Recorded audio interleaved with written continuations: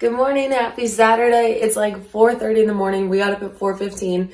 I've just been getting ready, but today is opening day for rifle season, so Brett's going hunting. I have an event a couple hours away, so I just want to be able to knock out a little bit of work and my outdoor workout, so I'm going to go for a walk just beforehand. That way I'm going to come home and be tired that I don't have the entire day, like the entire task list to do when I get home. So I'm gonna go through the morning routine. Brett and I are gonna have our coffee and read, and then I'm gonna go for a walk after he heads out to go hunting.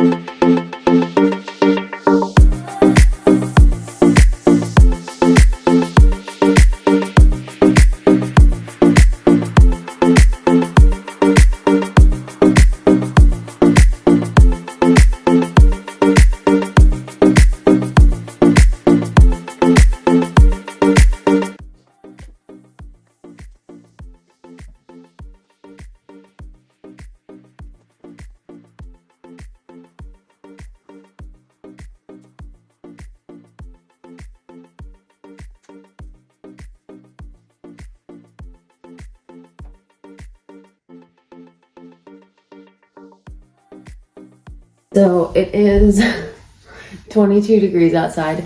I got my tall socks on. I'm gonna put some sweatpants over these leggings, a long sleeve shirt, a sweatshirt, my big coat. I might try to put my ruck on under my big coat. We'll see. 1 second.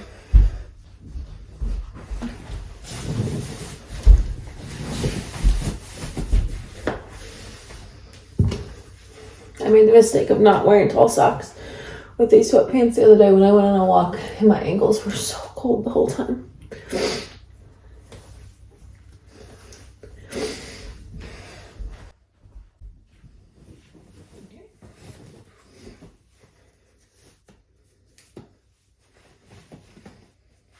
It's nice we got some thumb holes.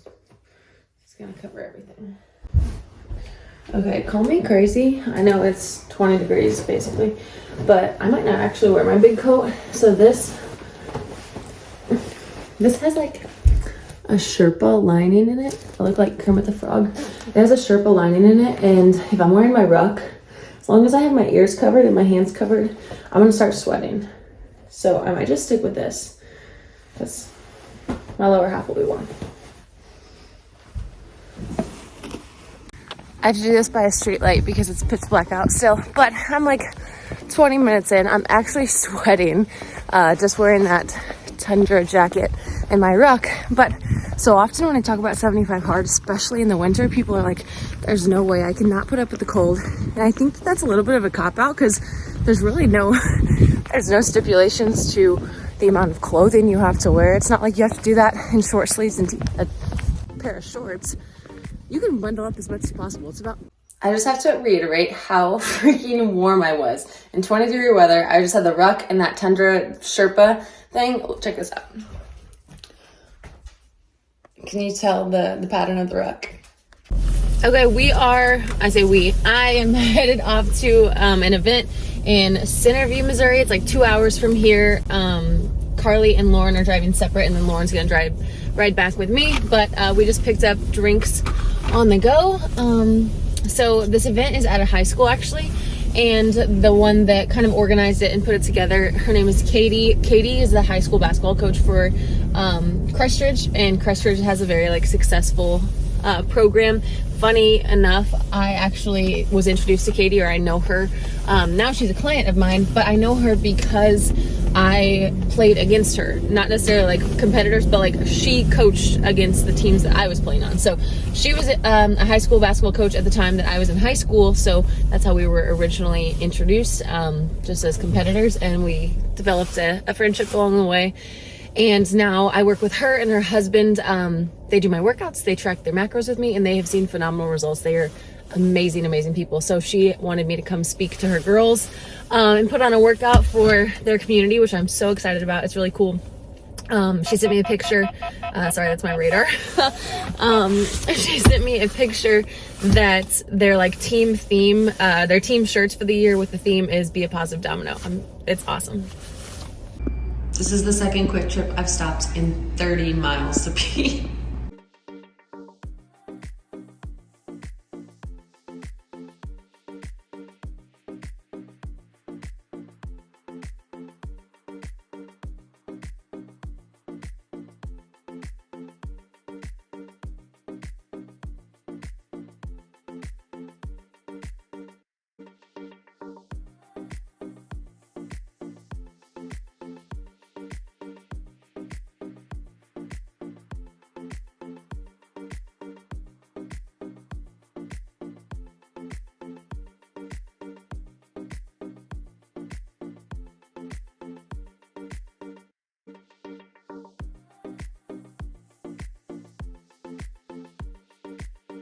I should have told you what we ordered from Starbucks. So Carly is our resident macro barista. I need to get over here. 1 second.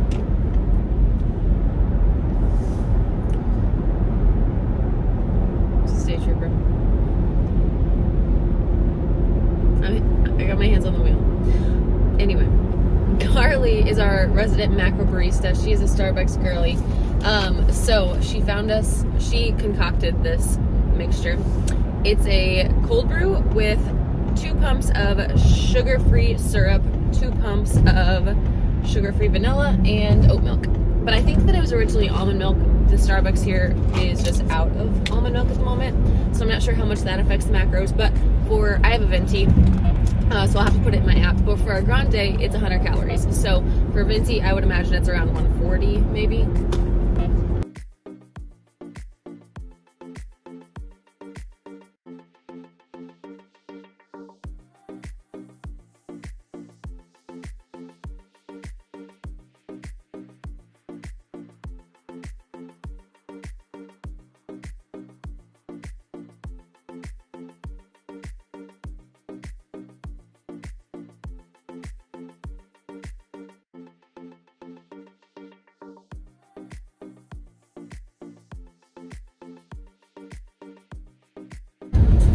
Three pieces of gum right now, and I only have 2. I'm a Mentos addict. I go through those packs of Mentos so fast, but when I'm really anxious, or even when I'm just focusing a lot, I bite my cheeks. But especially if I'm extremely anxious, I will bite like holes in my cheeks. It's horrible. They will bleed, they will be raw.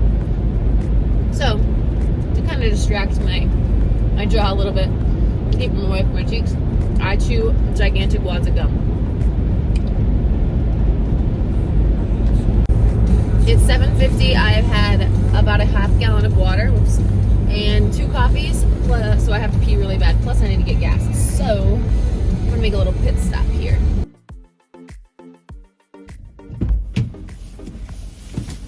I'm pretty sure I have an 18-gallon tank, and I just filled up 17.9. So we were a little bit closer than we thought. Back at it, let's go.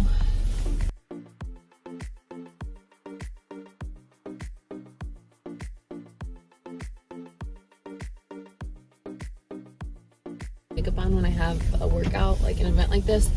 But the content I shot yesterday for my biggest promo ever, and I need it to be really good, the mic cut out, and I'm so mad because it was such a good take. So I'm gonna have to redo that today after the workout. So I brought like my blow dryer if I get really sweaty, my curling iron, and some makeup to do little touch-ups, but hopefully I won't get so sweaty. I don't know, we'll see. It's gotta be done, so we'll see.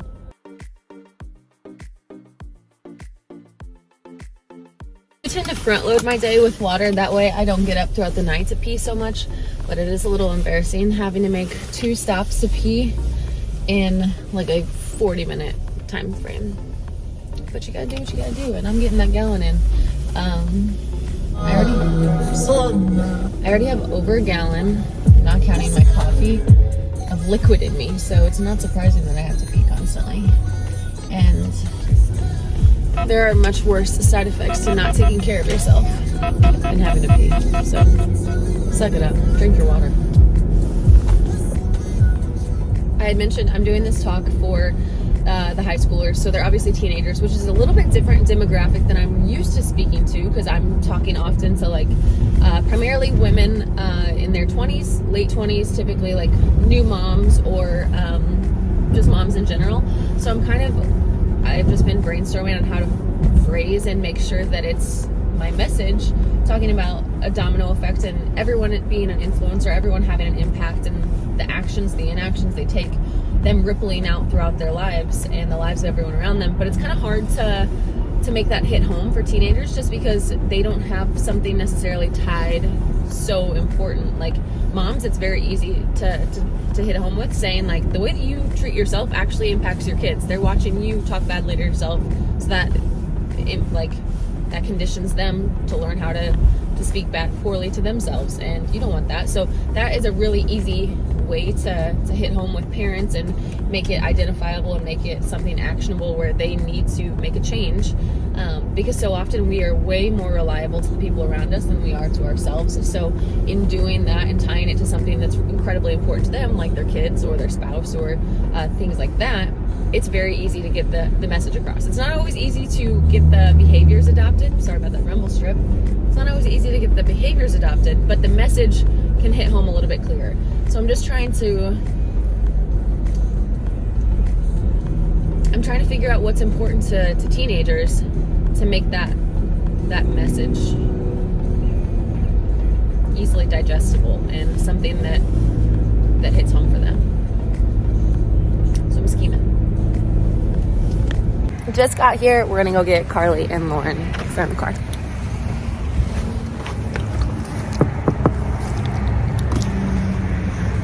You ready? The Blonderage? Blonderage is here. Reading these like self-development books, and if you were to like tell me that I was going to be reading self-help books, I would have thought that I was like, okay, we're going through it. But I'm such a firm believer in reading these books. If you need recommendations, hit me up.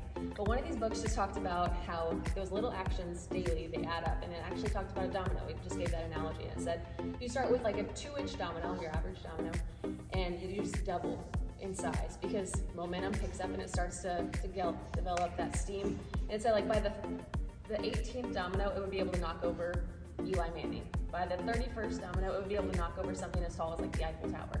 It just goes to show like those little things really do add up over time. So I became fixated on it, like so much so that I literally have a domino tattoo. If I get hot enough, which is very likely, I'm a sweaty beast. You guys will see it, but I got it permanently inked with charity. Okay, but if she's nice to her, it goes on. Okay. Yeah, exactly. Same thing in the hallway, like what you guys do at school. Those little things you can do that seem really little, picking up one street for somebody. Okay, those are positive dominoes, like we can have that impact on our school. That's what we want on our community. Like, I can. Basketball program, like we want to play well and do well, but we want to make a big impact in our community. Like, we're gonna have a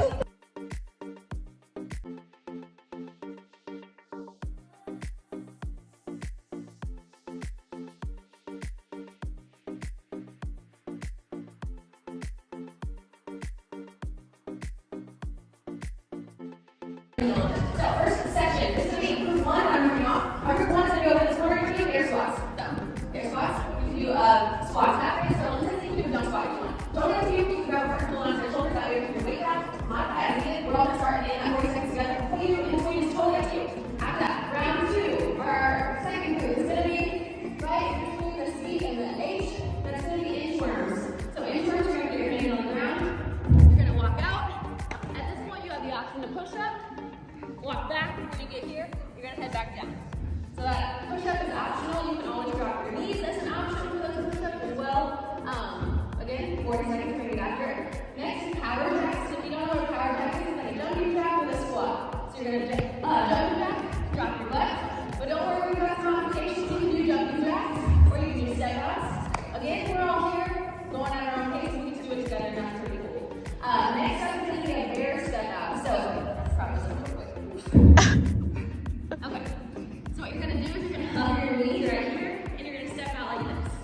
For a modification, you can rest those knees, and you're gonna step out here. I do recommend you raise those knees up to center down, give you a little quad challenge. It's also gonna work core and shoulder stability. And again, I'm gonna be rolling around here, reminding those two. We also have Carly and Lauren who are gonna help me out too. So power jacks will be in that corner. Our bear step outs are gonna be right around here.